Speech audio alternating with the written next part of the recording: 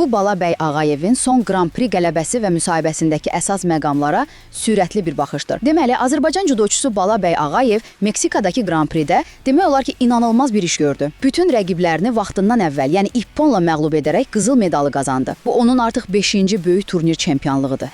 Və verdiyi müsahibə də bu uğurun arxasında nələr dayandığını bizə göstərir. Birinci, uğurun kökündə əlbəttə güclü hazırlıq dayanır. Ağayev özü də Braziliyadakı 2 həftəlik təlim məşq toplanışının və yüksək özünə inamının vacibliyini qeyd edir. Amma maraqlısı odur ki, o təkcə qələbəyə yox, həm də güləşin özündən həzz almağa fokuslandığını deyir. İkinci, finaldakı taktikası. Bax, bu əsl ustalıq idi. Ağayev tez-tez məşq etdiyi rəqibi Michel Augustonu, təsəvvür edin, məhz məşqlərdə heç vaxt işlətmədiyi soldan əks hücumla çaşdırdı. Yəni judoda gözlənilməzlik və yeniliyin necə nəticə verə biləcəyinin əla bir nümunəsi. Və nəhayət üçüncüsü psixoloji dayanıqlıq. Bilirsiniz, Bakı ilə döyüş saat fərqi var idi, başqa çətinliklər də olub, amma Ağayev deyir ki, belə şəraitdə qazanmaq daha şirin olur. Hətta artıq gələcək yarışlar üçün yeni taktiki sürprizlər üzərində düşündüyünü də bildirir. Bir sözlə, Ağayevin bu qızılı təkcə fiziki gücün yox, həm də ağıllı hazırlığın, cəsarətli taktikaların və möhkəm iradənin məhsuludur.